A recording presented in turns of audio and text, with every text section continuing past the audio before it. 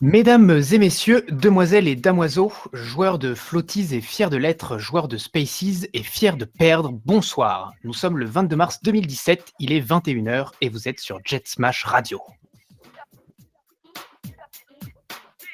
Jet Smash Radio, c'est votre émission bimensuelle sur Melee, ça veut dire 2 fois par mois. Sa communauté, ses tournois et tout le tralala. Je suis VDJ et je suis comme toujours accompagné de mon équipe de choc avec au micro Lucan. Salut Lucan. Salut. Et Foster, que vous connaissez. Salut Foster. Salut. Avec bien sûr Darks et toute la team Forward Smash pour nous propulser techniquement. Ce soir, nous accueillons Bronol, @Bronoli sur Twitter. Salut. Salut à tous. Alors, une fois n'est pas coutume, je vais faire un petit sommaire de ce qui vous attend ce soir. Donc, je vais tout d'abord commencer par m'entretenir brièvement avec notre invité pour vous le présenter, parce que peut-être que vous ne le connaissez pas. On va ensuite, je vais garder la parole pour vous réciter, vous déclamer mes petites flash news de l'émission. Foster vous couvrira ensuite les tournois passés des 2 dernières semaines. Lucan vous enjaillera avec sa chronique Les pieds dans le pad. Il nous a fait du journalisme d'investigation undercover gonzo assez terrifiant pour cette émission. On essaiera d'en tirer une problématique intéressante qu'on discutera avec notre invité. Puis Foster vous parlera des tournois des 2 semaines à suivre, avant de conclure tout cela dans la joie et la bonne humeur, comme d'habitude. Bronol, toi qui es avec nous ce soir, est-ce que tu peux te présenter rapidement à nos auditeurs ? Ouais, bien sûr. Alors, pour ceux qui ne me connaissent pas, moi c'est Bronol, de la chaîne YouTube Trash. Donc on parle de tout ce qui est culture, tout ce qui est culture geek, donc tout ce qui est jeux vidéo, manga, science, tout ce genre de trucs. On fait ce qu'on appelle des tops, mais on essaye de mettre un peu de qualité derrière, pas juste 2-3 infos à la con. Ouais, pas juste le top 10 topito, quoi. Voilà. Et si je suis invité ici, c'est parce que moi, sur une des chaînes de Trash, du coup, j'avais parlé de Smash Bros Melee, un jeu que j'aime beaucoup, du coup. Et il s'est avéré que la vidéo a eu beaucoup plus de succès que j'aurais cru, et que même, du coup, des gens de la communauté de Smash même l'ont vu. Ce qui m'a un peu mis la pression, d'ailleurs, on va pas se mentir, mais voilà. Mais du coup, ouais, je suis quand même assez content que pas mal de gens l'aient apprécié, disons. Et, Oui, voilà, il paraît que tu as fait 2-3 vues dessus quand même. Voilà. Et encore, tu vois, on était plutôt contents aussi de la voir, cette vidéo. Ça faisait plaisir, t'as vraiment géré là-dessus. Voilà, donc tout le monde me coupe l'herbe un petit peu sous le pied, parce qu'effectivement, je voulais rappeler que si il était là ce soir et si nous l'invitions, c'était effectivement pour ces 2 vidéos qu'il avait réalisées sur Super Smash, et notamment une sur Melee. Et bon, alors c'est une question que je vais précipiter un peu, je pensais la faire venir plus tard, mais c'est vrai que je pense que en voyant le titre de la vidéo, tout le monde s'est dit « Putain, encore une vidéo putaclic », mais en plus, il s'attaque à Melee cette fois-ci, quoi. Ça, j'ose imaginer. En fait, c'est un peu chaque vidéo de Trash, c'est un peu tout le temps la même chose. On a des gros titres, des grosses miniatures, mais derrière, on essaie quand même.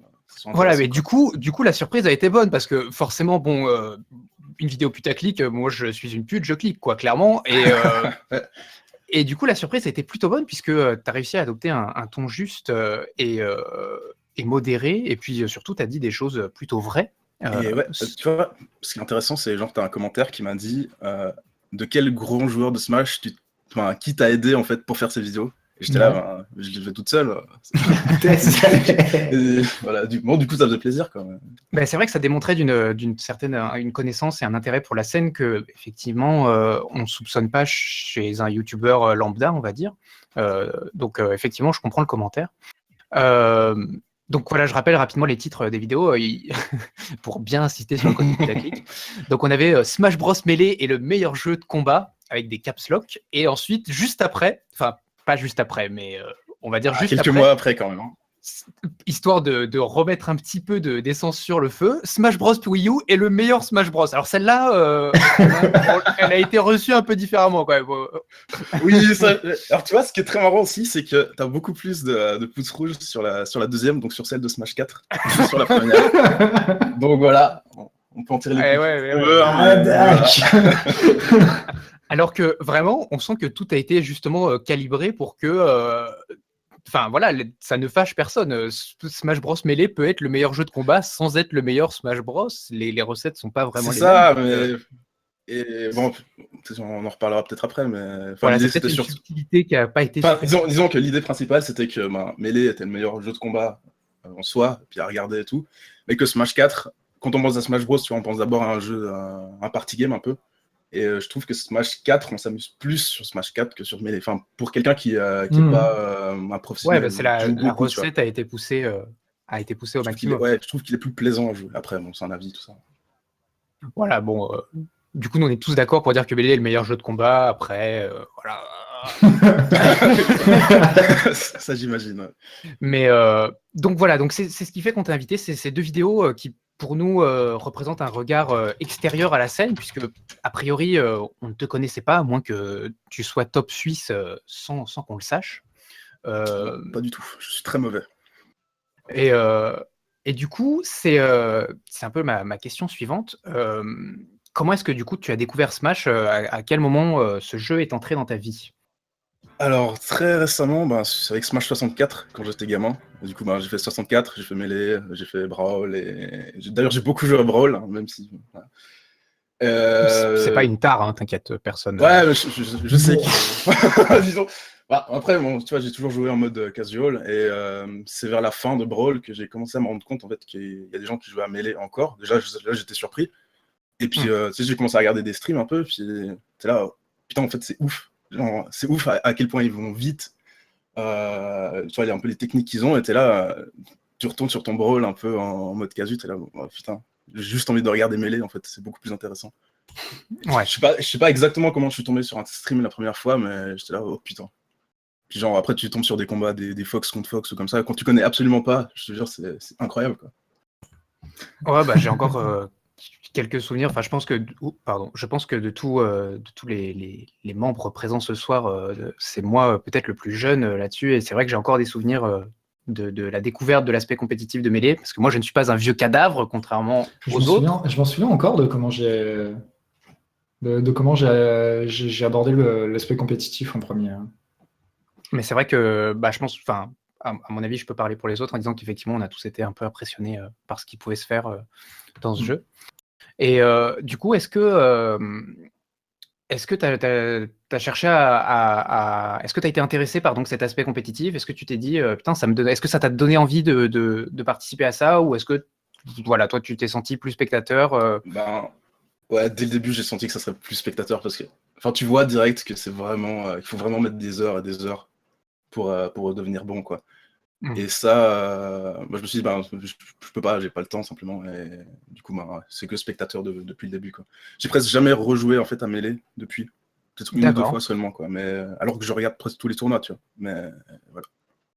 Est-ce que tu te demandes pas des fois si ta vie aurait pu prendre un tournant compétitif où tu serais donc top suisse, ce qui nous éviterait d'avoir Jaraidin voler notre argent à tous les tournois.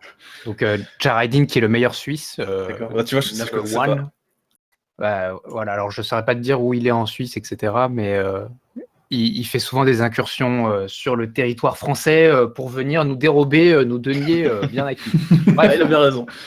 Non, mais jamais j'ai pensé pouvoir devenir genre un bon joueur, un top player, disons, à Melee. J'essaye de m'améliorer genre sur Smash 4, tu vois. Mais sur Melee, j'ai vraiment l'impression que... Après, c'est peut-être juste une impression, je sais pas, tu vois. Mais j'ai vraiment l'impression que c'est beaucoup plus dur de devenir bon à Melee que bon à Smash 4. Après, peut-être c'est faux, je sais pas.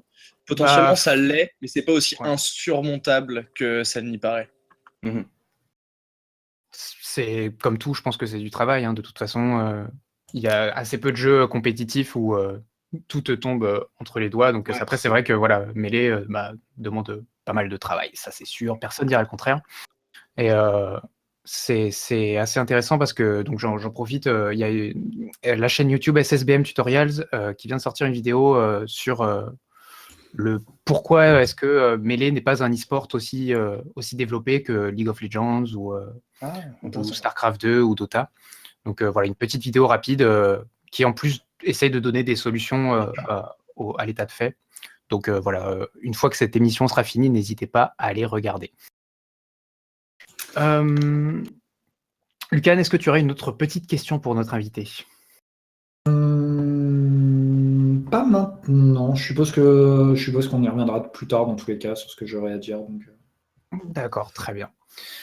Du coup, on va enchaîner avec les petites news de la semaine, je pense. Je garde la parole tel un sagouin.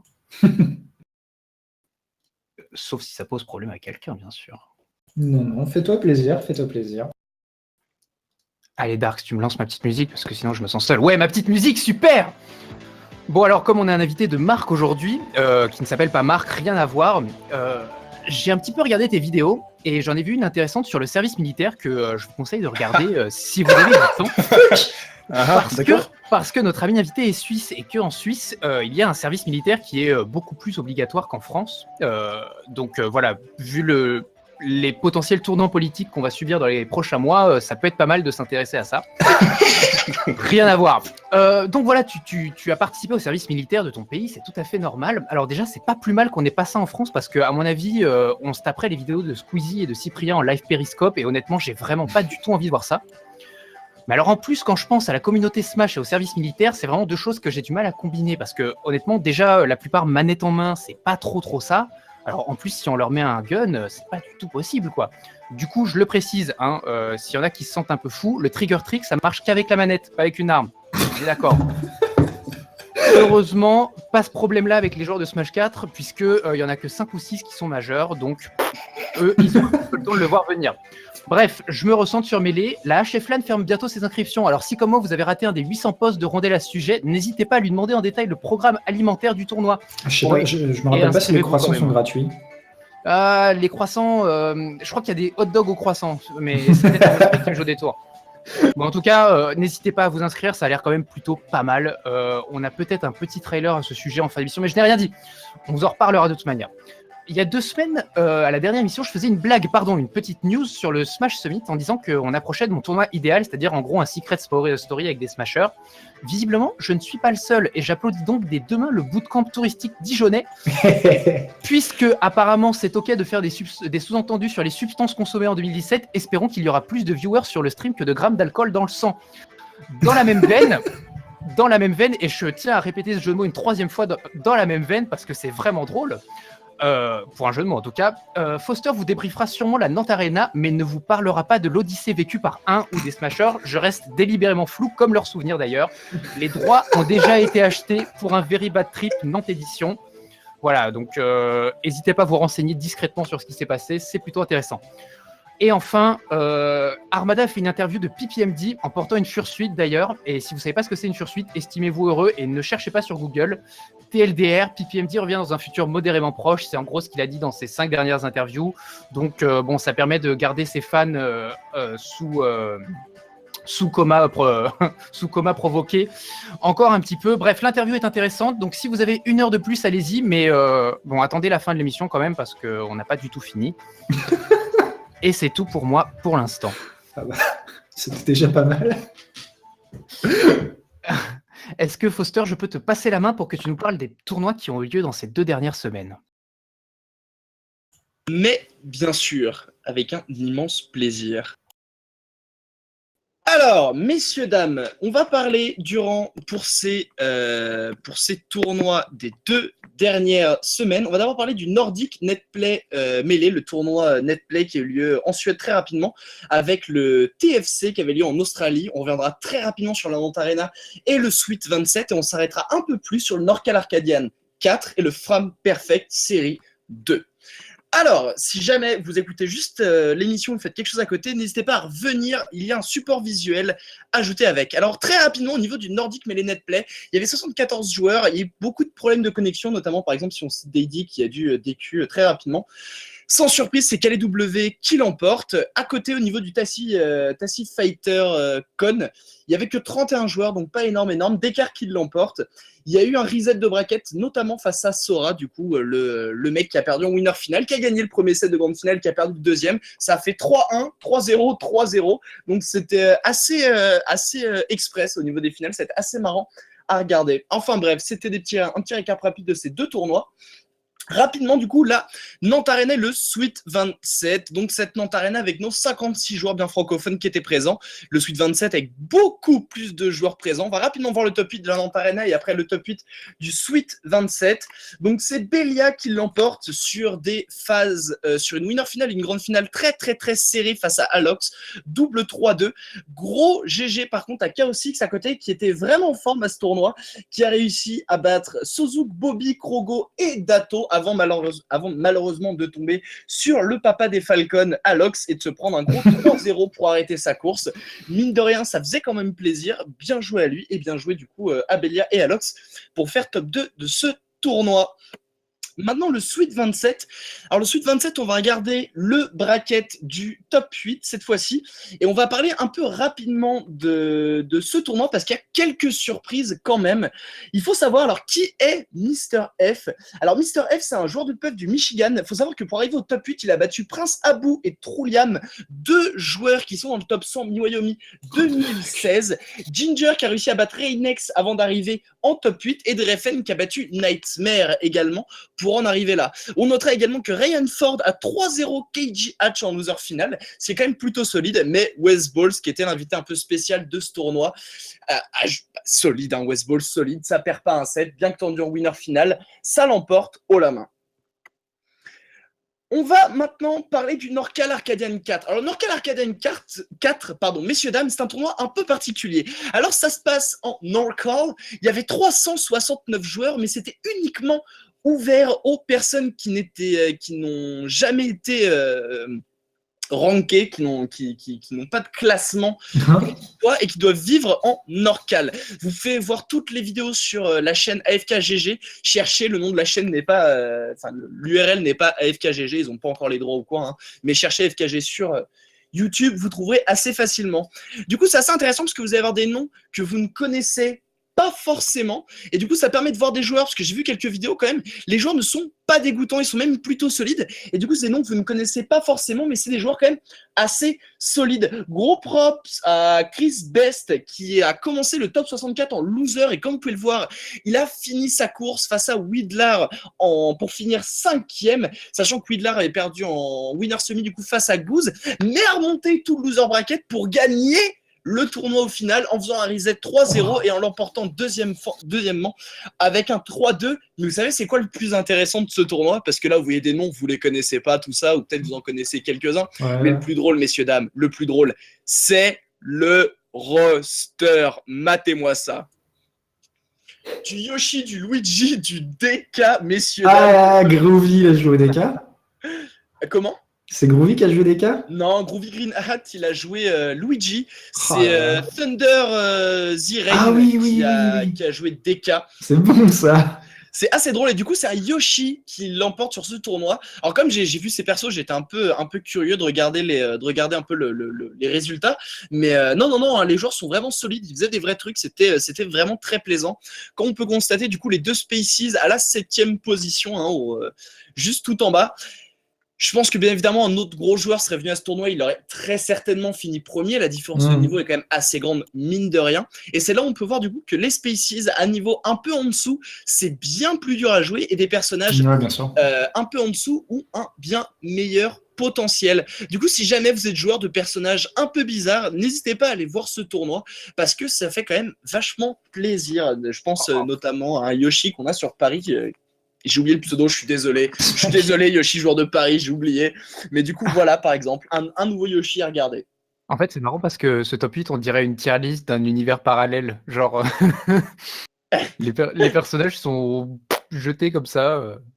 Mais c'est une initiative assez intéressante quand même. Et c'est marrant que ça ressorte comme ça parce que du coup, la vidéo dont je parlais tout à l'heure de SSBM Tutorials, effectivement, mentionnait un accroissement du nombre de tournois comme ça qui sont réservés à des joueurs pas classés, ce qui ne veut pas dire mauvais, attention, surtout en Californie du Nord.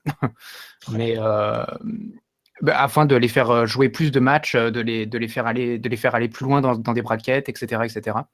Et d'avoir plus de commentaires avec eux, enfin voilà, plus de matchs streamés, tout ça. Donc voilà, Bah c'est là, peut-être carrément, hein, 369 joueurs quand même, 369 joueurs qui sont pas classés, qui viennent et qui participent. Enfin, moi, j'ai trouvé ça assez énorme. Et du coup, ils font ce tournoi-ci une fois par an. L'année dernière, il y avait le 3 et là, il y avait le 4. Et c'est fabuleux. Je trouve ça fabuleux comme Bah, initiative. c'est une bonne initiative. C'est quelque chose que j'aime bien en fait, parce que ça permet de mettre les classes inférieures, on va dire, un peu à l'échelle compétitive du coup, et à les mettre un peu en condition de réussite. Et je trouve que c'est motivant. Après, si j'étais un tout petit peu mauvaise langue, je dirais qu'en France, on a déjà ça s'appelle le gras, mais bon, je n'irai peut-être pas jusque-là. Oh. Ah, d'accord. Je plaisante, Alors, j'aimerais bien y aller. Me bannez pas.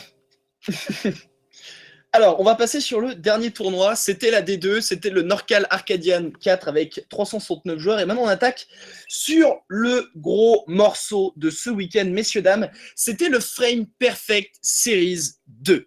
Alors, c'était à Orlando en Floride, et il n'y avait que 134 joueurs, et presque 3 fois moins qu'au Norcal Arcadian. C'est quand même assez énorme. Il y avait quand même du très, très gros joueur. Et messieurs, dames, je vous propose de regarder tout de suite ce bracket top 8. Alors là, vous allez me dire, mais enfin Foster, tu nous as dit la semaine dernière, il y avait ça, on t'a dit juste avant, qu'il y avait Mango et qu'il y avait Armada. Mais pourquoi ne sont-ils pas dans ce top 8? Alors il faut savoir malheureusement que Armada a dû annuler sa participation au single, donc a été DQ, il n'a pas joué. Quant à Mongo, lui, par contre, ça a été son Falcon qui est sorti, et il a perdu face à Drunkslot, le Ice Climber, vous voyez, dans le top 8, et ensuite face à Kells aux portes du top 8. Très rapidement, gros props à S2J qui a perdu premier tour top 32 face à The Moon, et qui nous a fait une run de fou pour finir 4e de ce tournoi en battant avant d'arriver là Pork Chops, Colball notamment, et donc ensuite Kells et Shroomed. Ça faisait vraiment plaisir. Donc ça que c'est un peu étonnant qu'on a un The Moon Shroom, alors qu'à côté on a un Hungry Box Mewtwo King en semi-winner. Mais bon, quand t'as un Mongo qui joue Falcon, un Armada qui DQ, malheureusement, Ouais, bah ouais, tu le m'étonnes. seeding a du mal à suivre derrière. On ne peut pas réorganiser tout un tournoi sur des mauvaises nouvelles de dernière minute. Donc voici le top 8. Rapidement, ce qu'il y avait à retenir et à voir de ce tournoi. Du coup, on avait Armada, Wizrob et Amsa qui ont été DQ. Armada pour des raisons personnelles, Wizrob, je ne sais pas. Amsa parce qu'il était malade, malheureusement, il n'a pas pu venir. Du coup, Mango qui a pris Falcon, ça peut être sympa à regarder. La run de Studio, encore une fois. Shroomd qui a pris Marth, notamment face à Kells et Drunkslot, les Ice Climbers. Vous noterez que je n'ai pas parlé des teams cette fois-ci durant ce tournoi, tout simplement parce qu'il n'y avait que 20 team à ce tournoi, c'était assez tragique. Énormément de teams DQ d'ailleurs, entre Mongo Lucky qui a été DQ, Hungry Box Wizrob de fait avec l'absence de Wizrob a été DQ, enfin c'était un peu une catastrophe. Mais on a un top 3 M2K, Mewtwo King Armada, parce qu'Armada a quand même fait les teams, S2J Shroomd en 2e position et The Moon Rookie, le Mario, qui ont fini 3e. Également, j'ai oublié de le dire juste avant, mais N2K a tenté Marth face à Hungry Box. Ah, c'est une bonne chose ça. Il Ça a fait tenté en quelque grande temps qu'il finale. n'avait pas tenté, Mars contre Hbox. En effet. Ben, il était sur Fox, énormément sur Fox, qui en même temps, c'est un peu le meilleur match-up contre Puff, ce qui est un peu compréhensible. Mais il a tenté Marth. Il a quand même perdu ses games, mais il l'a tenté. Ouais, bah ouais. Donc, je suis content parce que c'est un peu le retour du Marth de Mewtwo King en ce moment. Ça fait plusieurs tournois. Ça On le fait revoit bien. sortir, on le revoit en force. Ça fait plaisir et j'ai hâte de voir la suite. On connaît Mewtwo King, hein, il a ses périodes. Ouais, il a ses périodes. Il y a aussi les périodes où il joue pitch contre tous les esclimers qu'il rencontre. Ah, ça a c'est été plus fait à ce marrant qu'autre tournoi. chose, Hein. mais Ça, il l'a ouais, fait. je me doute, ouais, du coup. Face à Drunkslot, t'as vu 3-0 dans le top 8, il a sorti pitch, il s'est pas pris la tête. T'imagines, mec, tu fais top 8 à ton premier tournoi pour te faire time-out par Mewtwo King et ça pitch. Enfin bon. Bon, mais messieurs, dames, c'était les résultats de tournoi pour les Frame Perfect Series 2. Allez sur la chaîne de MVG League. Sur ce, je vous souhaite un bon visionnage, bien évidemment, après l'émission. Et du coup, VDJ, je te rends la main. Merci. On devrait faire une petite liste de tous les trucs que les auditeurs doivent écouter après l'émission, hein, surtout après l'émission. Lucan, je vais me tourner vers toi, métaphoriquement. Est-ce que tu aurais une petite chronique pour nous ? Eh bien oui, j'ai effectivement quelque chose. Alors bon, une chronique, c'est vite dit quand même, hein. Alors je me suis dit, en fait, ça part de plusieurs postulats. C'est que bon, le sujet de l'émission, donc, c'était la communauté Smash vue de l'extérieur. Donc je me suis intéressé principalement à deux publics, les joueurs de jeux vidéo et les autres. Alors, bon, les autres, ça va très vite, hein. On a deux types de profils, je dirais. On a le profil où les gens sont quand même relativement intéressés et sont demandeurs d'informations. Et bon, pour ces personnes-là, c'est vrai qu'il faut quand même avouer quelque chose, c'est qu'ils n'ont pas énormément de moyens en fait de pouvoir communiquer avec les communautés. Et donc, c'est vrai que ça peut être un des axes de communication que nous, on peut avoir, justement, de se tourner vers eux. L'autre profil de non-joueur qui entend parler de jeux vidéo, c'est un peu comme une bonne majorité de nos parents, hein, qui sont malheureusement assez réfractaires à ça, et on ne peut pas y faire grand-chose. Donc, partie de ce postulat-là, je vous avoue que j'avais un peu de mal à faire une chronique dessus. Et du coup, je me suis intéressé à un autre public, le public des joueurs qui ne jouent pas compétitivement. Et j'ai fait un peu de journalisme d'investigation, comme tu disais tout à l'heure, hein. Donc, je me suis dit, où est-ce qu'on trouve ces gens-là? Bon, à part sur YouTube, sur la chaîne des Trashers, hein, je me suis dit, on va les trouver sur jeuxvideo.com. Donc j'ai pensé à JVC parce qu'il y a une époque, à l'époque du Cube Forum encore, où justement on avait fait un ou deux raids à troller un peu sur JVC parce que c'était rigolo, mais je me suis dit, mais qu'est-ce que ces gens-là sont devenus?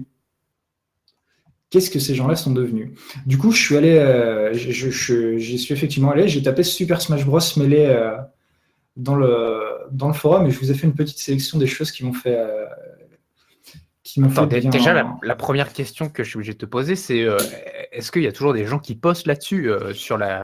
Enfin voilà, est-ce que c'est un truc mort ou est-ce qu'il y a eu un post en 2017 ou même 2016 Alors, non seulement c'est très actuel et j'avoue qu'on se pose un peu les mêmes questions qu'ici. Donc par exemple, on a Otak, hein, je pense que c'est Otak du coup qui a rename en Fireford parce qu'il dit « Bonjour, je voudrais acheter une manette GameCube mais j'ai peur de la chose suivante ». Donc voilà, déjà il commence à être jeune même sur JVC. Non, je déconne. Non, mais il y a effectivement des personnes, donc ce Fireford qui demandait s'il fallait jouer sur manette officielle. Et j'ai vu le fameux post Marf contre Roy, qui était le plus fort. Et effectivement, Roy fait du feu. On a le fameux What the fuck Sonic dans SSBM. Et là où c'est rigolo, c'est qu'on voit qu'il y a eu quand même quelques, au long des années, hein, il y a quand même eu quelques tentatives de la part de membres de la communauté d'aller vers l'extérieur. Donc, je les ai pas classés par date, malheureusement, parce qu'il y a quand même, mine de rien, ça fait un peu de lecture, hein. On voit par exemple donc Hugo DVD qui demandait s'il y avait des gens qui jouaient sur Paris, et Chaos Six qui lui a répondu en donnant un lien vers le Discord Paris Smash. Putain. Non, mais c'est vraiment dingue. Il y a aussi, c'est vrai. Non, mais c'est vrai qu'il a une tête de noéliste, mais quand même. Mais il y a aussi Qual, sous le nom OMG Seban, qui a essayé de vendre une petite demi-douzaine de fois son site Smash Database. Donc, à l'occasion, je me suis aussi rappelé que ce site existait.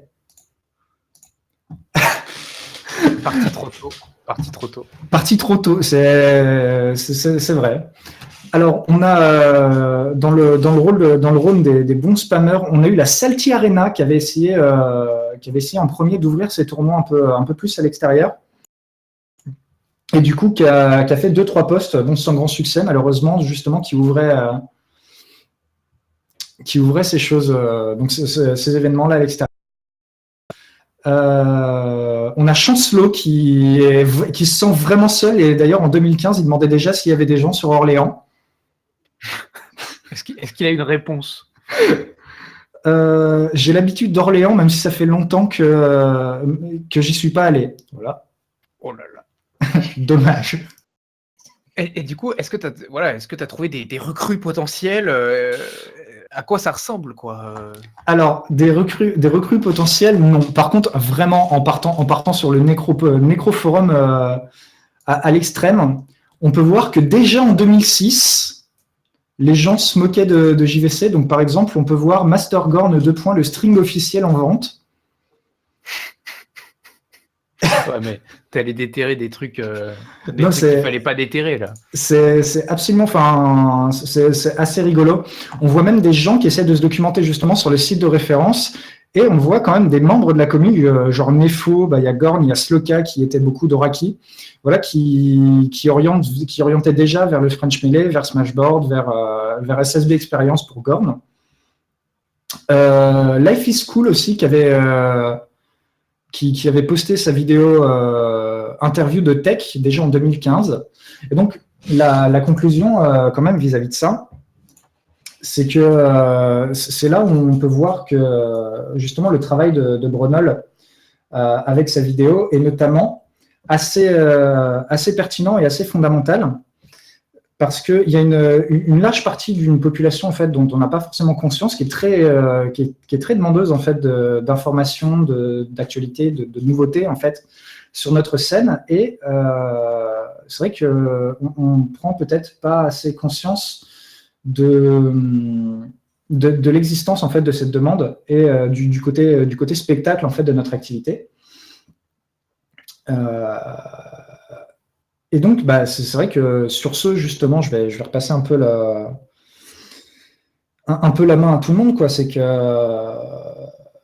on va parler justement de cette vidéo, dans mon cas, pourquoi je l'ai trouvé vraiment bien. Et c'est sur ce que je clôture mon propos. Je pense qu'on peut enchaîner directement. On peut enchaîner directement avec un peu la discussion, quoi. Et du coup, effectivement, il doit quand même y avoir une demande à laquelle on n'est pas super apte à répondre, parce que ou une demande peut-être qu'ils en ont pas conscience, mais clairement, tous ces gens veulent du mêlé. Ils le savent juste pas encore, c'est tout. Et du coup, Brunel, je reviens vers toi, qui te tourne peut-être un petit peu les pouces depuis 20 minutes. Ah, j'écoute. Qu'est-ce qui t'a poussé à faire cette vidéo? Donc, effectivement, t'aimais bien, voilà, les jeux Smash, t'avais un peu découvert l'aspect compétitif, mais à quel moment tu t'es dit, putain, il faut que j'en fasse une vidéo, il faut que j'en parle? Alors, je pense que c'est le moment où j'ai regardé le Smash Documentary, c'est le truc sur je sais pas combien d'épisodes là. J'étais en mode, genre, c'est vraiment, vraiment trop cool. J'ai envie que d'autres personnes se mettent aussi là-dedans, tu vois. Et bon, c'est vrai, c'est un peu cette envie de montrer aux gens qui connaissent pas du tout que ça peut être vraiment, vraiment bien. Tout simplement. Parce que c'est même pas c'est comme on dit, c'est même pas que les gens n'aiment pas, c'est juste qu'ils connaissent pas, tu vois. C'est un peu triste. C'est vrai que ce documentaire, quand même, je pense qu'on dira jamais assez à quel point il a fait du bien à toute la scène, parce qu'effectivement, il y a beaucoup de gens qui soit ne connaissaient pas, soit avaient un petit peu lâché et tout, et ça les a réaspirés dedans en montrant à quel point c'était riche. Déjà, le jeu en lui-même était riche, mais même la communauté, les personnalités, etc., à quel point ça pouvait être enrichissant. Il y a carrément eu un avant et un après documentaire, hein. Maintenant, il y a tout un tas de nouveaux joueurs qui sont les Documentary Kids, justement, qui ont été attirés dans la communauté par ce documentaire. Ça a été clairement, ça a fait un boom de ouf, ce documentaire. Samox, il est incroyable. Ouais, c'est un baby boom version mêlée, quoi. Enfin, clairement, il y a une génération de joueurs du documentaire. Puis j'ai l'impression que c'est un truc qu'il n'y a pas tellement sur d'autres jeux e-sport, justement, toutes ces histoires de rivalité, c'est presque des légendes. Et c'est ça qui est vraiment super intéressant. En plus du jeu, c'est vraiment qu'il y a tout ce côté assez incroyable, quoi. Et ça, c'est quelque chose qu'il n'y a pas sur Smash 4, par exemple. Et c'est pour ça que je trouve aussi moins intéressant, du coup, la scène de Smash 4. Après, c'est quelque chose qui va se construire. Enfin voilà, on peut pas nier que effectivement Melee a 15 bonnes années derrière lui. Donc forcément, il y a de l'historique, il y a du passif. Et puis c'est vrai que contrairement à peut-être un jeu plus populaire comme League of Legends par exemple, il y a quand même moins de turnover quoi, d'une année sur l'autre. Sur League of Legends, on va pas retrouver tous les joueurs, alors que effectivement sur Melee, bon, c'est quand même un petit peu les mêmes têtes qu'on commence à connaître maintenant, qui sont au sommet de la montagne. Et du coup, bah, ça aide à construire des storylines, des rivalités, etc. Puis comme je le disais dans la vidéo aussi, c'est tout ce côté un peu familial, un peu bonne ambiance, bonne humeur, et que ça se prend pas trop au sérieux. Enfin, tu vois les streams, tu vois les commentateurs, enfin, tout le monde fait à la bien, quoi. C'est super cool, je trouve. Ah bah, il y en a un ici qui doit être content. Allô Foster. Comment? Ah, Dac. On en est là. Pardon. Oh mec, on te fait des compliments et même pas t'es là. Oh là là, Foster, c'est vraiment Foster 2017, ça a changé quand même. Tu vois, ça se prend pas la tête. Hein. Ah ouais, non, c'est plus du tout comme avant. Hein. Ah, ça c'est Top Chef, ça, à tous les coups. Même pas.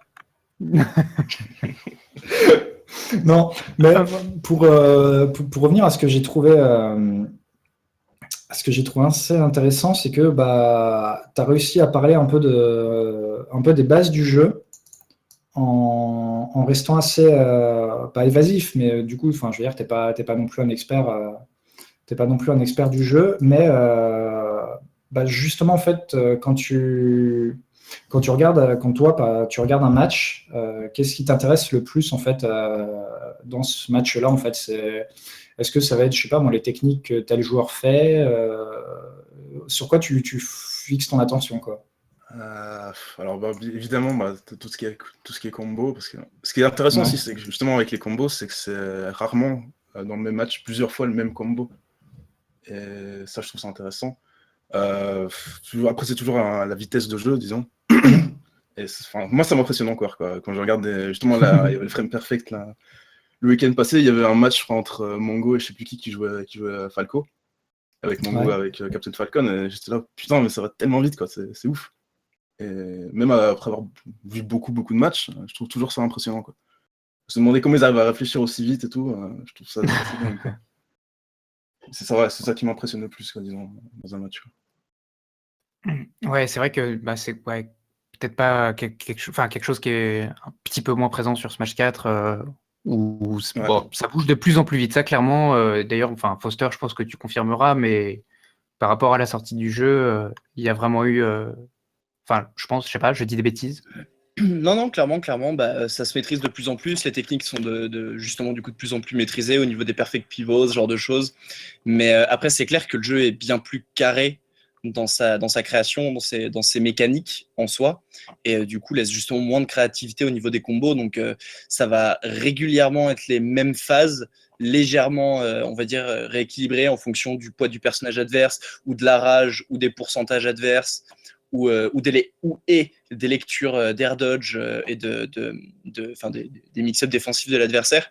Mais c'est clair que ça ira moins. On retrouvera une base qui sera à peu de choses près la même. Genre, par exemple, tu verras un Mario qui va choper un mec, ça va forcément commencer par des down throw, des up tilt et des up air pendant 3 heures. Ouais. Et oui, s'il y a des joueurs de Smash 4 qui nous écoutent, bon, voilà, continuez à pousser votre jeu au max, continuez à le casser. S'il y a des choses à casser, faites ce que vous pouvez. Faut toujours casser le jeu, c'est ce qui leur est intéressant. Là, clairement, ça se développe un peu plus au niveau de tout ce qui est footstool qui est de plus en plus travaillé, et les puniches de ce côté-là deviennent très, très, très violentes. Je pense qu'à terme, les combos Smash 4 vont être plus violents en termes de true punish, on va dire, dans Smash 4 qu'ils ne le seront dans Melee. C'est un futur qui fait un peu peur. Du coup, Brunol, on va embrayer un petit peu sur la raison de ta venue.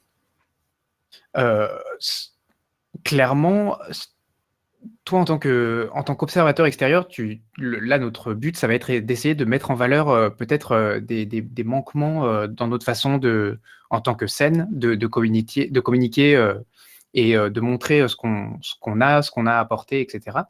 Du coup, la question que j'aimerais te poser, c'est quand tu as réalisé ta vidéo, est-ce que tu t'es basé uniquement sur ce que tu connaissais déjà, ou est-ce que tu as été amené à faire un peu des recherches et du coup, je te donne déjà la question qui allait suivre automatiquement.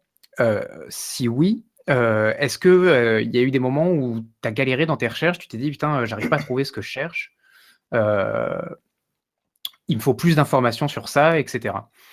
Alors, non, c'est pas que des trucs que je savais, j'ai fait pas mal de recherches. J'ai vu dans mes recherches, j'étais un peu déçu du coup que le contenu français sur Melee, sur YouTube, c'est impossible à trouver. Genre, Ah, il n'y en a pas des masses. Enfin, franchement, j'ai cherché des trucs en français et tout. Et moi, j'ai rien trouvé pour le coup. Alors, attends, je t'interromps direct parce qu'on a Darks qui commence à s'arracher des cheveux. Ah, je suis désolé. Là, écoute. Non, je dis pas justement, qu'il existe pas. la précision que je vais te demander, c'est déjà de rappeler quand est-ce que tu as fait cette vidéo. C'était en juillet. En Voilà. juillet 2016. Ce qui ne veut pas dire qu'on a fait des progrès énormes depuis, mais c'est pour recadrer un petit peu les Mais choses. ouais, après c'est aussi comme ça que YouTube marche. Si t'es trop petit, ben, tu le vois juste pas dans les recherches, à moins d'aller dans la 10e ou 11e page, je sais pas quoi. Ouais, bien sûr. Du coup, ouais, j'ai fait pas mal de recherches. Il y a pas mal de très bonnes vidéos en anglais, du coup, ma foi, qui parlent justement de Smash. Bon, il y a le documentaire, je me suis beaucoup basé dessus. Il y avait 2-3 autres vidéos aussi qui étaient. Je sais plus les titres exactement, mais. Enfin, disons que si on veut s'informer sur Melee, je pense qu'il y a un peu tout ce qu'on veut sur YouTube, mais en anglais, Ouais. par contre, du coup. D'accord. Et du coup, pour continuer un peu sur le contenu, je suppose que ça t'a amené à suivre beaucoup plus la scène US tout simplement que la scène française. Ben ouais, c'est ça le problème. Je me rendais pas compte en fait que ça existait. Enfin, je suis désolé, hein, mais... Non, mais bien Non, sûr. non, justement, c'est vraiment intéressant pour nous, justement, de savoir un peu comment est-ce que c'est perçu, comment est-ce que c'est vu. Quelqu'un en Europe qui cherche à s'intéresser au jeu, sur quoi il va tomber en premier, Alors ouais, tu vois, etc., moi, etc. ce que je me disais, c'était en Europe, t'as la Suède, et puis genre tous les joueurs européens, c'est en mode, il y a que en Suède qu'il y a un niveau, tu vois, et qu'il y a une scène développée. Genre, ça me serait pas venu à l'esprit que genre en France, il y a vraiment des structures déjà, et des trucs qui existent, quoi. Ouais. Parce que justement, on peut pas les trouver facilement, que ce soit sur YouTube, Twitter ou quoi. C'est dans les commentaires de la vidéo qu'il y a des gens qui m'ont dit et tout. Il y a comme une communauté française, machin, t'aurais pu en parler et tout. Mais j'étais là, je suis désolé, je connaissais pas, quoi. C'est peut-être un d'entre nous. Ouais, c'est peut-être. Du coup, je l'ai ajouté en description, un lien vers. Je crois que c'était le French Melee. Ok, bah super. C'est un de ces gars qui m'avait demandé. Effectivement, voilà, je le mentionnais à l'écrit pour plaisanter, mais c'est vrai que jusque récemment, il y avait un site de classement des joueurs au niveau européen qui était assez pratique pour se renseigner un peu et voir qu'il n'y avait pas que des joueurs suédois en Europe. Je sais qu'en France, on n'est pas super bon, hein. Les 2-3 top players français qui sont sur le stream, vous entendez? mais que quand même, bon voilà, c'est pas que la Suède en Europe. Et malheureusement, ce site a disparu, donc une version 2 est en préparation, mais c'est vrai que c'est un outil vachement important quand tu cherches à te renseigner et de savoir un petit peu qui pèse dans le game et qui non. Ah, je vois que sur le chat, ça répond direct. Très bien. C'est plutôt bon signe, ça veut dire que ça vient titiller là où ça fait mal. Déjà. Donc, bon, voilà, c'est sûr que c'est quelque chose sur lequel on essaie de travailler continuellement. On essaye aussi de, peut-être tu t'en es rendu compte, de produire un petit peu plus de contenu vidéo. Donc déjà, il y a une émission comme celle-ci, mais notamment des vidéos post-tournoi, des choses comme ça. On a des vidéastes qui se sont lancés dans l'histoire. Donc, c'est vrai que pour quelqu'un qui se sert de YouTube en premier outil, on va dire, il y a sûrement une présence à accentuer et à compléter. Et surtout quand tu vois, aux États-Unis, le nombre de chaînes qu'il y a sur Smash, et puis elle marche bien, tu vois. Et donc il y a peut-être, on peut se dire qu'il y a quelque chose à faire. Enfin, souvent, ce qui marche aux États-Unis, ça marche aussi en France, quoi. Ouais, c'est vrai qu'il y a peu d'exemples où ce qui fonctionne là-bas ne fonctionne pas chez nous quand même. Après, justement, en fait, qu'est-ce que... donc, tu as parlé du contenu, du contenu vidéo, mais typiquement, est-ce qu'il y a d'autres types de contenus que tu aurais aimé trouver plus facilement? Je sais pas, moi, des guides, des forums. Un top 10 des meilleurs persos. Ah non, Un non. top 10 des meilleurs. Non, mais je veux dire, mais ne serait-ce que, bon, une fois que. Est-ce que tu as jugé, Alors, par exemple, est-ce que tu as tapé, moi, je sais pas, moi, Super Smash Bros. Melee France sur Facebook. Est-ce que tu as, enfin, pour toi, vraiment, le gros point noir de tes recherches, c'est que, si je synthétise un peu, c'est qu'il y avait vraiment peu de visibilité sur la scène française. c'est ça. Et alors, tu vois, un contenu que je pense qui peut parler à beaucoup de gens qui, comme moi, jouent pas beaucoup, c'est genre, tu vois, sur Smash Board, tu as des guides pour les personnages, pour chaque Ouais. personnage. Et ça, enfin, genre, bah, moi, je joue NES sur Smash 4, Mhm. tu as plein de guides sur NES, et là, tu as vraiment l'impression d'apprendre des trucs sur ton personnage. Et ça, c'est des trucs qui vont à l'essentiel et tout. Ouais, bien sûr. Et ça, je pense, pour quelqu'un qui joue pas beaucoup, c'est vraiment le truc le plus important. Bah, genre, Oui, t'as envie de jouer ton pouvoir. perso et t'as envie de savoir qu'est-ce que tu peux faire avec ton perso, quels sont les combos, tout ça. Parce que si personne te le dit, tu peux chercher pendant des heures tout seul. C'est chaud, quoi. Ouais, non, bah, bien sûr, ouais. Bah, tu C'est sais, vrai qu'il y a mine de rien, beaucoup de- je parlais. Vas-y. Ouais, c'est vrai qu'il y a beaucoup de. Il y a beaucoup de tutos, de choses comme ça, mais qui datent, et c'est là que l'âge du jeu est pas forcément un avantage. C'est que c'était une époque où c'était pas super évident de faire du YouTube, et du coup, c'est des choses qui sont en texte et qui n'ont pas forcément été, comment dire, Ouais, mais même, converties en vidéo, quoi. mais Et, même je te dis, sur Smashboard, c'est des trucs écrits. C'est des Mhm. guides écrits où t'as toutes les infos et tout. ouais, Et voilà. ça, je trouvais ça super utile. Ouais, bien sûr. Enfin bon, le jour où les joueurs français ils sauront ce que font leurs personnages et comment les exploiter à leur maximum, à ce moment-là, les infos vont apparaître. Malheureusement, aujourd'hui, on n'en est pas là. Ouah. Ouais, ça fait au moins 10 minutes que tu la retiens, celle-là. Est-ce que tu es en train de sous-entendre que personne n'a le niveau pour exploiter vraiment les frame data? C'est ça que tu veux dire? Non, mais juste qu'en France, on est excessivement bordélique quant à la gestion de notre jeu, à la gestion de notre personnage et à nos connaissances d'options. Et les joueurs carrés qui savent très précisément quoi faire, à quel moment et quelles sont leurs possibilités sont vraiment très très rares. Bah, je pense que dans tous les cas, il y a quelques initiatives qui sont en train de se mettre en place. Donc, ce que je dis sera peut-être plus valable dans quelques temps. Mais il y a un véritable problème dans la manière dont on diffuse l'information. Donc, je parle de communication depuis environ une petite dizaine d'années. Mais ça va aussi, ne serait-ce que pour faire des guides. Et pourtant, il y a eu des initiatives en fait qui ont été lancées. Je me souviens, encore une fois, à l'époque du Cube Forum, hein, il y a eu des espèces de guides qui ont essayé d'être faits à l'époque. Bon, là, il y a des brainstorms, bon, cette fois-ci privés entre plusieurs joueurs qui sont en train de monter. Mais il y a des brainstorming privés justement pour essayer de monter en compétences sur le jeu. Mais l'idée, en fait, c'est que il y a très peu de contenu qui rend le jeu accessible à un nouveau public, en fait. C'est que on a tous remarqué qu'une des grandes problématiques, c'était de recruter de nouveaux joueurs, de recruter de nouveaux spectateurs. Et c'est vrai que je pense on a vraiment peu de contenu qui rendent le jeu accessible, même à regarder. C'est pas facile à regarder ce match quand même. Par rapport, tu regardes par rapport à Street Fighter, Street Fighter, ça va. Ces deux bonhommes qui font à peu près la même taille, ils se mettent des patates dans la tronche. Et si tu veux, à appréhender, c'est très simple. Bon, là, tu as Pikachu qui court un peu partout, Mario qui lance des boules de feu. Ouais, mais je suis pas totalement d'accord parce que Smash Bros, tout le monde connaît Smash Bros. Ouais. Pratiquement tout le monde y a déjà joué. Tout le monde, voilà, mais tout le monde voit le principe. Et je trouve que c'est assez spectaculaire en fait, même si tu comprends pas tout. Ok. Mine de rien. D'accord. Ouais, mais c'est vrai que c'est. Et je trouve justement que Street Fighter, moi ça me donne pas envie de regarder. Ah ouais. Parce que justement, je sais pas. Après, ça dépend des gens, j'imagine, mais et je trouve justement Melee beaucoup plus. Tu peux aller partout, tu peux sauter et tout, tu peux te déplacer, tout ça. Et je trouve plus intéressant et plus fun à regarder qu'un Street Fighter, par exemple. En tout cas, Mais nous, voilà. c'est pour ça qu'on y joue. Hein. Ouais. Bah, c'est vrai que Je parle là des convaincus, évidemment, mais voilà.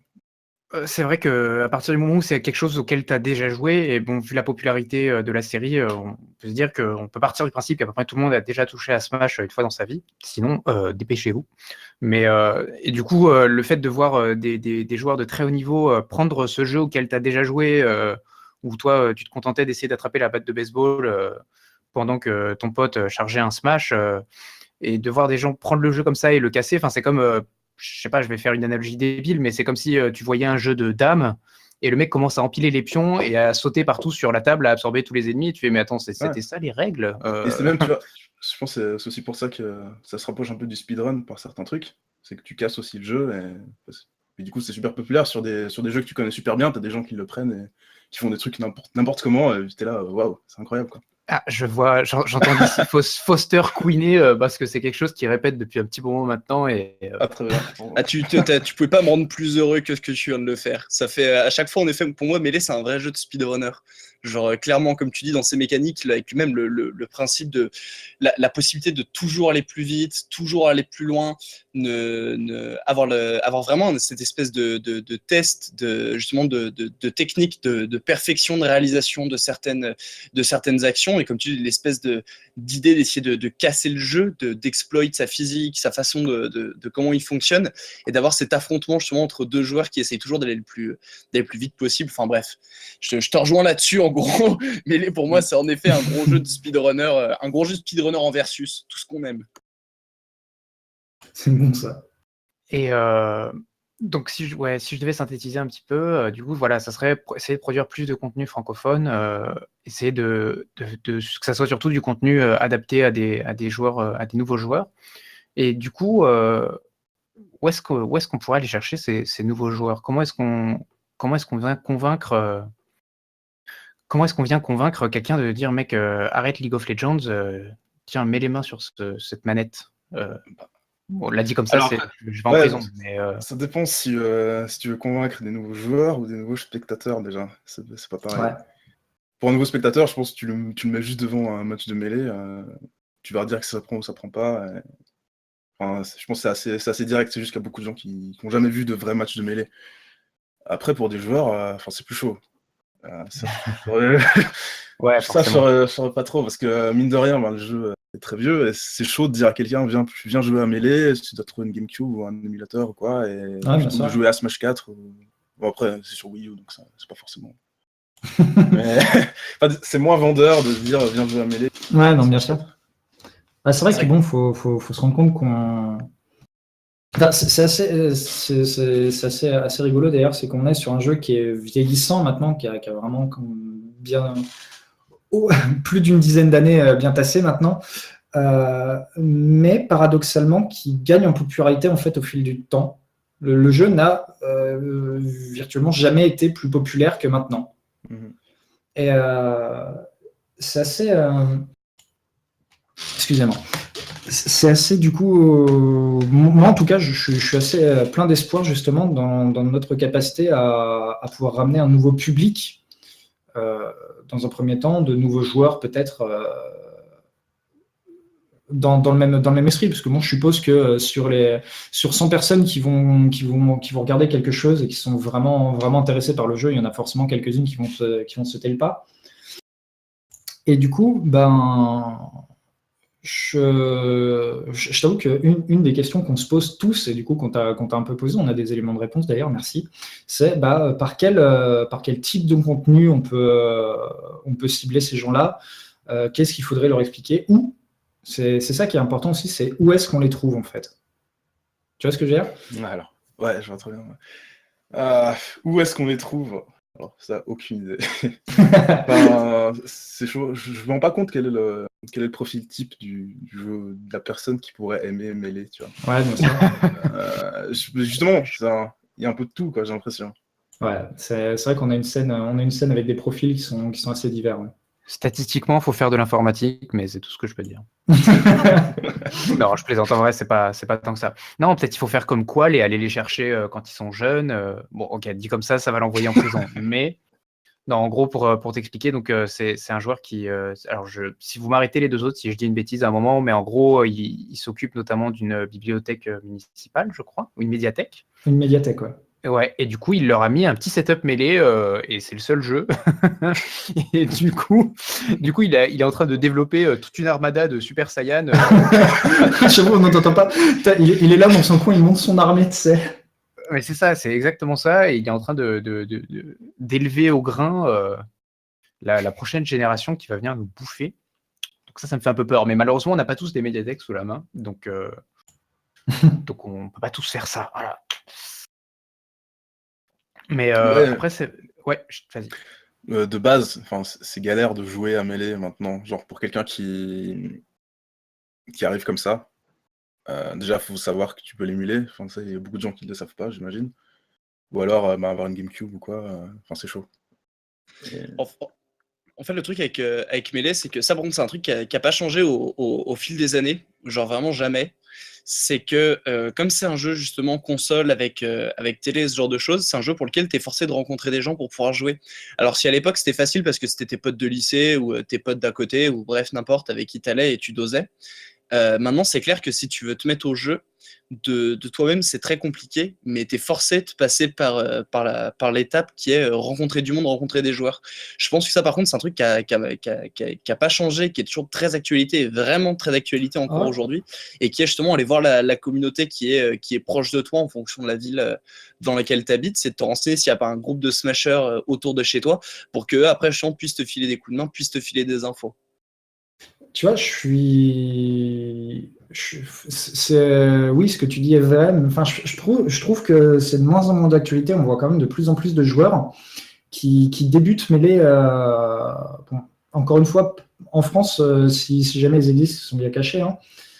Mais on voit de plus en plus de joueurs quand même qui débutent mêlés avec le netplay. Hein. Tu sais, maintenant qu'il y a eu beaucoup de progrès en fait avec l'émulateur Dolphin, notamment pour, je crois que c'est le seul d'ailleurs de l'émulateur de GameCube. Mais bon, avec justement cet émulateur qui tourne maintenant sur une brouette, je veux dire même la mienne le fait tourner. Je pense que c'est plus accessible maintenant, en fait. Tu vois ce que je veux dire? Mais peut-être qu'encore une fois, c'est des axes qu'il faudrait mettre en avant. Mais disons que là, tu parles d'un groupe de personnes qui est déjà de base débrouillard, qui a découvert le jeu, qui a envie de s'y mettre, qui a fait des recherches pour pouvoir s'y mettre justement tout seul et ce genre de choses. Et c'est, tu vois, avant de faire ma vidéo, je savais pas qu'on pouvait jouer à mêlée sur émulateur et jouer en ligne comme ça, tu vois. Eh ben, c'est parti, Bronol, c'est parti, on se met maintenant. En fait, c'est ça qu'on t'a invité. Très bien. On veut vraiment se débarrasser de Jaredin, donc voilà, si tu pouvais. On voit le long terme, hein, s'il te faut 2, 3 ans, 4 ans, pas de problème. De toute façon, on est là pour rester, donc il n'y a pas de souci. Mais du coup, c'est marrant parce que tout ce qu'on dit, encore une fois, je sais pas qui a le bon timing, mais ça se retrouve vraiment dans, encore une fois, la vidéo de SSBM Tutorial. Et honnêtement, je vais la linker dans le chat Twitch maintenant parce que, hop, voilà. Donc du coup, vous allez la voir vous aurez le lien un petit peu en avance. Mais bref, parce que vraiment, il explique que effectivement, l'accès au matériel n'est pas forcément simple. Donc, il passe très vite sur le matériel que vous pouvez avoir acheté avec des liens Amazon à chaque fois et tout. Et en fait, plus j'y pense, plus je combine. Donc, cette vidéo que j'ai vue, elle est littéralement sortie juste avant l'émission. Elle a 3 heures, 4 heures maximum.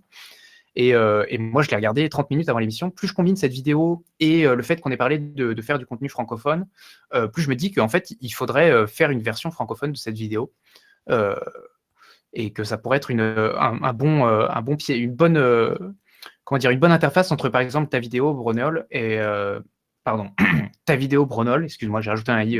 C'est le i de ton Twitter que j'ai décalé. Ta vidéo et une entrée dans la communauté.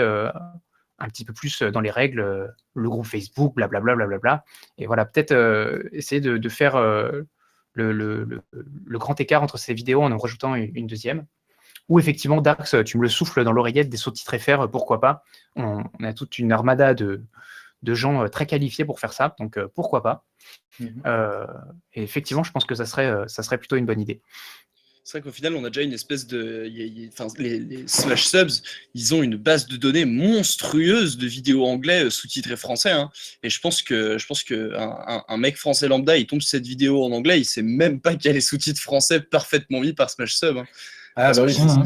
c'est un gros problème aussi, parce que souvent les sous-titres, c'est un peu en mode, c'est pourri de toute façon. Donc, Bah voilà, en gros, pour Ouais. t'éclaircir sur cette initiative, c'est une équipe qui s'est constituée tout d'abord pour sous-titrer le documentaire en français. Donc en fait, si tu as regardé les vidéos Ouais. assez récemment, c'est cette équipe qui a sous-titré le très documentaire. bien. Ouais, alors ouais, j'avais regardé sous-titré français. Et du coup, en fait, à partir de là, la même équipe est restée à continuer à sous-titrer des vidéos de Smash donc produites aux États-Unis, enfin des vidéos anglophones, on va dire, de les sous-titrer en français. Et depuis, ça s'est démocratisé puisque du coup, il y a d'autres sous-titrages dans d'autres langues qui ont commencé à se faire, etc., etc. Et du coup, c'est devenu une initiative internationale, en fait, tout simplement. J'ai mis le lien dans le chat Twitter que Darks nous a donné. Justement, le lien avec le Google Doc où Smash Sub, ils indexent un peu l'intégralité de leurs travaux. Voilà, donc il y a vraiment beaucoup de travail fait de ce côté-là, parce que comme tu l'as dit, la plupart du contenu est fait en anglophone, mais c'est pas pour autant que il faut pas qu'il soit accessible dans les autres pays et pour les autres langues. Mais après, c'est vrai que voilà, forcément, une vidéo avec une figure de proue de la communauté française, ça serait encore mieux. Donc, il faudra peut-être garder ça dans un petit coin de nos têtes, ou peut-être quelqu'un qui écoute le stream s'est déjà lancé dans le truc, je sais pas. Mais dans tous les cas, ça peut que nous servir. Est-ce que vous voulez qu'on continue un petit peu cette discussion? Je vois qu'on est déjà à 1 heure d'émission, ce qui n'est pas un problème, ça nous fait pas peur. Est-ce que vous voulez faire une petite pause tournoi pour vous remettre les idées en place? Ah bah pourquoi pas, hein. La douce voix de Foster m'a manqué, moi, personnellement. Oh. Alors du coup, Foster, je te laisse nous parler des tournois qui vont arriver dans les 2 semaines à suivre. Ok. Alors, messieurs, dames, qu'est-ce qu'il y a dans ces 2 prochaines semaines et de quoi va-t-on parler dans 2 semaines, le 6 avril, pour être précis d'ailleurs. Alors, qu'est-ce qu'il y a à suivre, messieurs, dames? Eh bien, on va commencer directement par du lourd et du très très lourd, le Full Bloom 3. Ça sera en Indiana aux États-Unis. Il y a 320 joueurs, 25 joueurs du top 100 Miwayomi 2016. Donc c'est pour vous dire à quel point ça va être stack. T'es dans le top 32, t'es content mon gars. Ça sera sur le Twitch de Melee Everyday. Ça sera de 16h jusqu'à 3h du matin, bien évidemment heure française. Vous avez toutes les infos sur Smash GG. Vous pouvez déjà voir la liste de quelques jours là. Ça va être du lourd, ça va être du très lourd. C'est le rendez-vous des 2 prochaines semaines, messieurs, dames. Le Full Bloom 3. Je ne saurais le répéter. Ensuite, nous aurons du coup en un peu plus petit le Shuffle Battle of the Midwest. Ça sera la semaine d'après à Columbus en Ohio. On aura quand même quelques gros joueurs présents. Duck, Lucky, The Moon, Drefen, 4%. Ça sera sur 2 jours du coup cette fois-ci. Ça sera sur les mêmes horaires, 16h, 3h et 16h minuit pour le 2e jour. Avec du coup, si jamais vous voulez regarder le top 8, ça se finira à des heures bien plus humaines, on va dire. Vous n'aurez pas à vous décaler pour regarder le top 8 de ce tournoi, vu que ça finira à minuit le dimanche. C'est quand même bien plus plaisant, hein, on va pas se le cacher. En tout cas, c'est les 2 gros rendez-vous américains des 2 prochaines semaines. On parlera ensuite, peut-être, c'est pas sûr, du Neo PGH Invitational, du Kickstart et du Frozen Phoenix. Tout simplement pour les 2 tournois américains, parce qu'il y a quand même énormément de joueurs, et le Kickstart, parce que bon, c'est la Monty londonienne, on les aime bien, il y a toujours des gros joueurs, ça fait toujours plaisir, mais actuellement il n'y a pas énormément de joueurs inscrits. On va voir ce que ça va donner au niveau des inscriptions. Je crois qu'ils ont eu un peu de retard sur leur lancement de tournoi, donc on n'en reparlera peut-être pas, mais on reviendra sûrement sur le Neo PGH et le Frozen Phoenix. Très rapidement, du coup, maintenant, vous êtes en France, vous êtes français, vous êtes produit du terroir. Messieurs, dames, il y a peut-être une communauté près de chez vous et c'est tous les tournois locaux de ces 2 prochaines semaines. Que vous soyez sur Lyon, Paris, Lille ou Brest, vous avez un tournoi juste pour vous. Que ce soit de la weekly, de la monthly ou du tournoi tout simple. Donc on a les weekly lyonnaises et parisiennes qui sont là, la monthly parisienne également, la monthly de Brest, je sais pas comment on dit. Brestoise, je crois. Brestoise, ouais, j'avais un doute, je préférais pas dire de bêtises, merci. Et du coup, on a un sac un peu spécial de la part des Lillois ce 1er avril. Ça sera mêlé et Smash 4, c'est du 32 places, ça sera streamé. Et il y aura du simple et du double. Voilà, c'est tout pour les 2 prochaines semaines, messieurs, dames. J'espère que vous aurez de quoi jouer autour de chez vous. Et au passage, petit message pour les TIO, mis à part l'Arcaneum et le Card Pack Ranking, il n'y en avait pas un sur le calendrier LFM. Donc, vous voyez ce qu'il a dit, Bronol, là, depuis toute l'émission, là, ça serait bien d'avoir du contenu français, tout ça. On vous le met à disposition. Les TIO, là, les TIO, le calendrier LFM, messieurs, dames, il est là, accessible à vous pour que vous puissiez communiquer autour de vos tournois, qu'on vous aide à communiquer dessus. N'oubliez pas et mettez vos tournois dessus, s'il vous plaît. Merci. Si vous l'aimez pas, vous avez qu'à faire mieux. On attend. Voilà. C'est pas mal cette petite météo des monthly. J'aime bien. Tu fais bien la météo, Foster. Ah, la prochaine fois avec fond vert, attention. Mais tu sais qu'en vrai, attends, j'en profite pour avoir une très bonne idée. Il y a moyen de faire une carte de France où tu montres les. Et tu sais que ça où j'y ai tu pensé. montres Hein. les monthly. Ah ok, ça, bon bah. J'y ai pensé écoutez vraiment. Les gars. Les auditeurs, si vous voulez faire des dons pour qu'on achète un fond vert pour Forward Smash, croyez-moi, on saura s'en servir à bon escient. Ouais, mais genre, t'imagines, tu mets la carte de France sur chaque ville, tu mets genre des petites photos des joueurs, tu sais, qui vont. Genre en mode, je sais pas, tu sais, sur un tournoi à Lyon, je sais pas, tu sais, tu mets des petites photos des Lyonnais ou de Baxon ou de Maillet, par exemple, s'ils y vont aussi, tu vois. La température quand même. Génial. Ou si c'est un tournoi avec risque d'upset, tu mets des nuages avec de la pluie, un petit éclair. J'achète. Voilà les gars, c'est comme ça qu'on brainstorm. On brainstorm pendant l'émission en live, voilà. Et après, on s'oublie pendant 2 semaines. Non, je plaisante. Écoute, merci Foster pour cette petite météo des tournois à venir. Alors, vous avez vu, ça a été assez rapide, mais sachez que ça ne sera pas forcément le cas dans les émissions à venir parce qu'on va avoir un mois d'avril plutôt chargé, si je ne m'abuse. Plutôt, ouais. Plutôt. Oui. Et donc, voilà, un mois d'avril plutôt chargé. Et je crois qu'en fait, après, ça ne s'arrête plus. Ça reste chargé jusqu'au bout de la nuit. Donc, voilà, on aura sûrement un menu plus rempli les prochaines fois. Très certainement, ouais. Ouais. Du coup, je reviens vers toi, Bronol, avec une question pas du tout intéressée. Est-ce que tu comptes alors ta vidéo.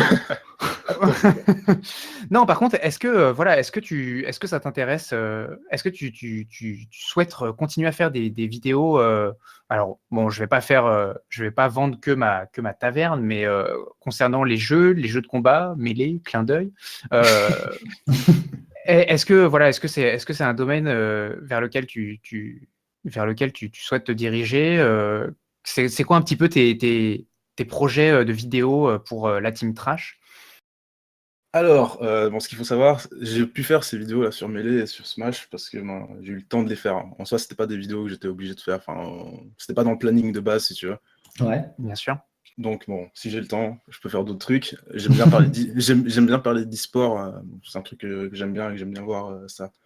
Disons, se construire un peu sous nos yeux, quoi. C'est avoir vraiment une dimension, enfin une sorte de nouvelle discipline sportive qui monte sous nos yeux, quoi, carrément.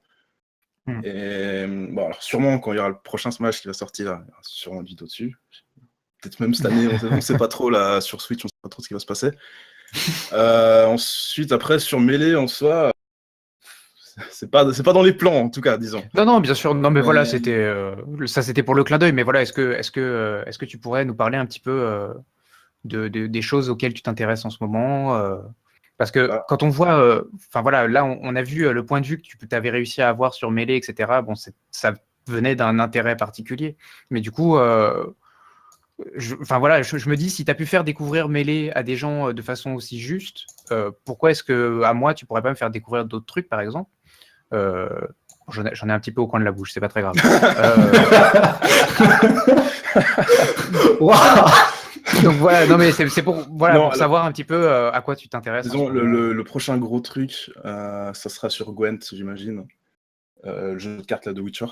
Parce que j'adore aussi les jeux de cartes, et ça, c'est un truc ce qui est pas très. Enfin, c'est plus connu maintenant avec Hearthstone, mais t'as derrière une masse de jeux de cartes que presque personne connaît et qui sont tous pratiquement meilleurs qu'Hearthstone en fait. Donc ça sera dans les prochains trucs dans les prochains trucs que je vais aborder, j'imagine. D'accord. Ok. Lucan, Foster, est-ce que vous avez une petite relance sous la main? Moi, de mon côté, j'ai fait le tour, je suppose. Je crois. Pire des cas, je viendrai te harceler sur Twitter. De toute façon, je sais que vous êtes en train de griffonner des scénarios pour mettre Foster devant un fond vert. J'aurais jamais dû donner cette idée. C'était vraiment une erreur. Le chat demande si tu feras une vidéo de la commu de Shrek Super Slam. Très bien. Alors, je ne savais pas qu'il existait une commune de Shrek Super Slam. Alors, crois-moi, c'est un univers dans lequel tu ne veux pas entrer du tout. Parce qu'après, tu te retrouves sur des streams à proposer aux gens de parler de Shrek Super Slam, tu vois. C'est genre. C'est comme, chaud. c'est comme les chaînes d'email, tu vois. Tu es obligé de leur envoyer à 10 personnes, sinon tu ne peux pas libérer le mail. Est-ce que toi, en tant que youtubeur populaire, putain, mais j'en ai vraiment au coin de la bouche, faut que j'arrête. Ouais, c'est chaud. Non, disons, est-ce que voilà, en tant que voilà, ton domaine, c'est le YouTube game. Est-ce que tu aurais des conseils à nous donner en termes de communication? Je sais que tu es plutôt actif sur les réseaux sociaux, ce genre de choses. C'est des thématiques sur lesquelles on a pas mal de progrès à faire en général. On en a déjà parlé au sein de cette émission. Est-ce que tu aurais des petits conseils de com à nous donner? Alors, le gros problème, c'est que je sais pas tellement ce que vous faites maintenant, en fait, du coup. Je me rends pas compte, en fait. Comment est-ce que ça se passe pour Team Trash? Est-ce que vous avez des gens qui s'en occupent? Est-ce que Alors, ouais, tu te débrouilles pour toi-même un peu? Trash, par Comment ça exemple, marche? on a des community managers sur Facebook et sur Twitter. Mhm. En plus de nous, on poste ce qu'on veut, qu'on peut, quoi. Mais bon, après, nous, on est un peu en easy mode, tu vois, parce que ça a marché sur YouTube, donc forcément, derrière, sur les réseaux sociaux, ça marche, quoi, tu vois. Ouais, bien sûr. Donc, je saurais pas trop, je saurais pas te dire trop la recette miracle ou quoi. Enfin, moi, je suis pas du tout community manager, tu vois. Je poste sur Twitter des trucs que j'ai envie et tout, puis les gens me suivent parce que je suis sur YouTube, tu vois. D'accord. S'il y a un truc que je pourrais dire, c'est quand le prochain Smash va sortir, faudra pas rater la sortie, disons. Faudra déjà être là avec du contenu. Ouais. Je sais pas, l'idée, ça serait, tu vois, t'as les nouveaux joueurs qui arrivent, ils vont chercher du contenu sur le prochain Smash, et par extension, ils vont chercher des trucs sur Melee. Mais s'il y a déjà rien sur le prochain Smash, au moment où il sort, je sais pas si Ouais, bien sûr. Ouais, non, si, ouais. C'est pas je bête. sais pas si ça vous le, je sais pas si vous le faites, mais quand j'entends les mots prochain Smash, j'ai quand même toujours un peu des frissons, quoi. T'as toujours un peu peur. Ça risque d'être. J'avoue, on est politiquement correct, mais je suis en sueur. Hein. Ah ouais. Non, mais ça risque d'être un vieux remake du Smash 4 avec de nouveaux persos, quoi. On dirait que ce sera ça. Mais Qui vont sortir en DLC. Tu vois, parce que sur Smash 4, quand Smash 4 était sorti, en anglais, en tout cas, t'avais plein de contenu, t'avais plein de gens qui faisaient plein de vidéos dessus. Ouais. Et du coup, les gens, ils s'intéressent et tout, puis t'as beaucoup plus de chances qu'ils s'intéressent à Melee derrière, quoi. En vrai, on a pu le remarquer qu'à chaque fois la communauté Melee a grandi avec les différentes itérations de ce match. Hein. Il y a beaucoup de brawlers par exemple qui sont venus jouer à Melee. Bon, bien sûr, la majorité a transitionné sur Smash 4, hein, mais il y a quand même une partie non négligeable de joueurs qui nous viennent de là. Je veux dire, Tech par exemple vient de Brawl à la base, pour ne citer que lui. Donc c'est vrai que c'est une remarque importante, quoi, parce que bon, on a forcément des potentiels compatriotes méléistes dans cette nouvelle cible publique. Ouais, puis bon, enfin voilà, même si le jeu se révèle décevant, faudra pas faudra pas être juste aigri, quoi. Faudra chercher à tisser des ponts quand même. Vous n'êtes pas optimiste hein, sur le prochain. Ah non, mais jamais, hein. Ça, c'est. Mais les HD, mais les HD, on y croit, les gars, mais les HD. Ça va tellement. Nintendo peut tellement jamais faire ça. Tu sais que j'ai peur d'une chose. Un jour, ils vont sortir Melee HD et en fait, ils vont avoir corrigé les bugs. Ouais, c'est ça. Il y a moyen. De toute façon, ils ont tellement de moyens de se planter et jusque-là, la copie, dans l'ensemble, n'est pas forcément ultra rassurante. Donc, voilà, bon, on se dit ils sont dans la bonne direction. Hein, voilà, si on regarde la trajectoire Brawl Smash 4, a priori, la direction est bonne. Ah oui, il y a enfin, de notre point de vue de méléiste, en tout cas, c'est vrai que autant Brawl, j'avais détesté y jouer. Enfin, je veux dire, j'aime pas le jeu, on se traînait, c'était vraiment très lent, pas dynamique du tout. Et bon, ce match 4 est différent de Melee. Attends, alors. Mais en soi, il est pas. Enfin, moi, je l'ai trouvé agréable à jouer, quoi. Alors justement, un truc, ça va peut-être vous hérisser les cheveux ou quoi. Mais genre, Smash 4, quand tu joues pas beaucoup à Smash, enfin, quand tu joues de temps en temps, Smash 4 est beaucoup plus rapide que Melee. En fait. Ah ouais, bah. Enfin, oui, ça c'est sûr. Ça, c'est hallucinant. Ouais. En fait, je me rendais tellement pas compte, tu vois, j'ai rejoué à Melee chez un pote, et j'étais en mode, putain, c'est quoi ce jeu Je me rappelais pas que c'était comme ça, quoi. Et tout me paraissait hyper lent. Enfin, surtout, si tu joues NES, ça fait toujours bizarre. Ouais, alors, non, mais j'avais joué Mars, NES et tout, puis, non, mais, qu'est-ce qui se passe, toi? Par contre, tu reviens à Smash 4, puis il y a tout qui paraît hyper rapide, et ça fait hyper bizarre, on dit comme ça, mais moi, ça m'avait bien choqué, quoi, en tout cas. Ouais, mais Melee, en fait, est super rigide. Genre, ouais, il est rigide, ouais, c'est ça. Ouais. Je me rappelle aussi, moi j'ai eu ma période Brawl pendant un bon moment avant de retourner et rester sur Melee. Et je me rappelle, on a fait pareil les premières fois où je suis revenu sur Melee, j'étais là, je fais mais qu'est-ce qui se passe? Mais comment ça se fait? Les gens bougent vite, c'est lent, c'est terriblement lent. Et ouais, c'est vraiment le côté rigide, le côté t'as des gros impacts à certains moments, ouais, c'est. Bah, il est vraiment obscur, ouais, et rigide. Enfin, c'est peu accessible aux gens qui veulent. Qui veulent tout simplement s'y mettre, quoi. Je veux dire, et puis ça va à l'encontre de beaucoup de règles de game design assez en mode maintenant. Je veux dire, il y a beaucoup de jeux, en tout cas techniques, qui prennent un peu le joueur par la main, et c'est une bonne chose. Hein. En termes de game design, c'est une bonne chose. Qui prennent un peu le joueur par la main et qui l'encouragent à faire des choses simplement mais vite. Des choses très dynamiques, et c'est vrai que c'est quelque chose que Smash 4 fait assez bien, hein.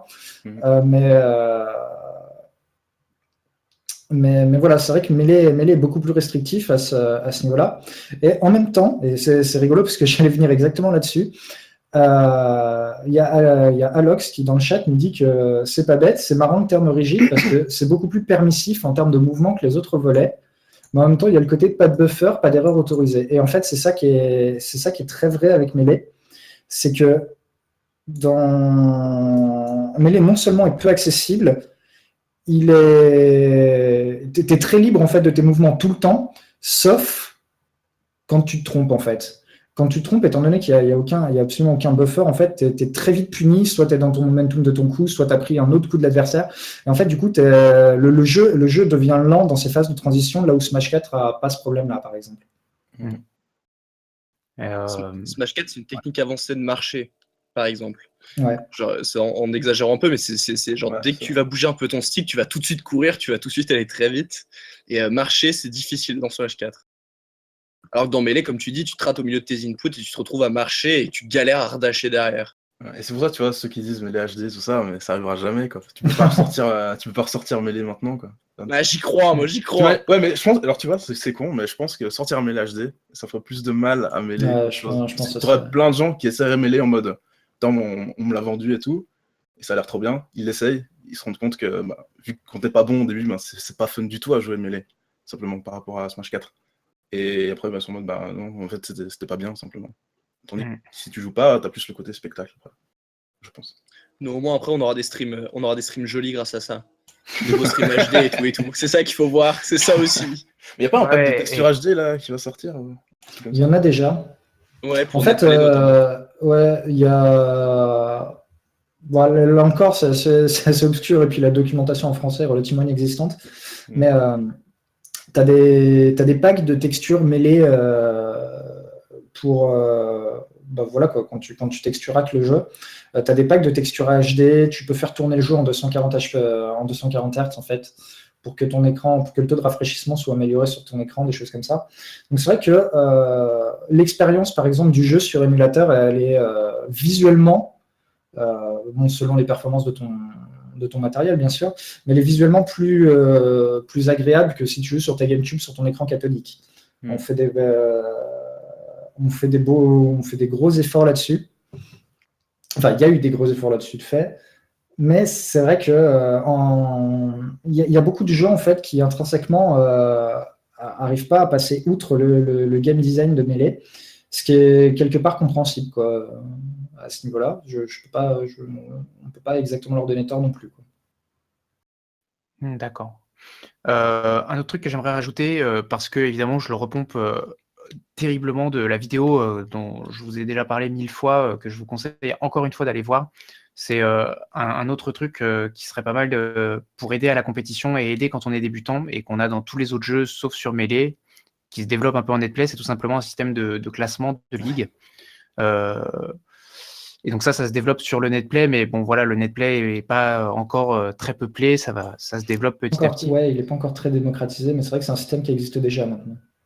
Et c'est quelque chose qu'il y a dans littéralement à peu tous les autres jeux, je pense, enfin compétitifs quoi. Ouais. Ah ouais, clairement. Et c'est ce qui te permet d'affronter tout le temps des gens de ton niveau, parce que quand tu regardes le mode, donc ce qui s'en rapproche le plus, on va dire en dehors en dehors du netplay mêlé, ça va être le mode For Glory sur Smash 4. Et en fait, For Glory, ce que j'ignorais, c'est qu'il n'y a absolument aucun classement. Non, c'est horrible.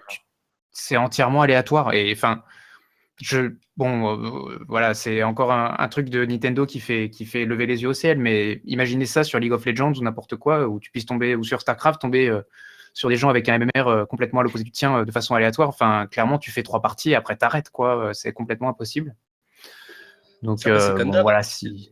Ça, c'est les intentions de Nintendo aussi. Hein. Genre, voir un chiffre à côté de ton pseudo, c'est de classer justement sur une certaine échelle.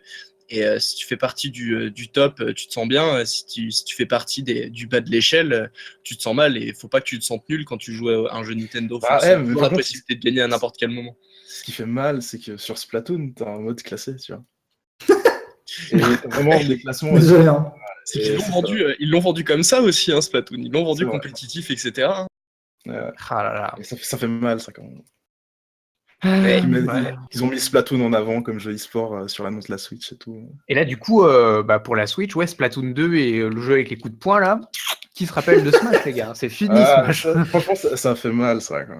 Bon. Après, intrinsèquement, ça va sûrement être des bons jeux, hein, mais voilà, c'est pas pareil. Ça fait pas battre nos petits cœurs pareil. Au moins, le jeu de coup de poing, il a l'avantage de l'innovation.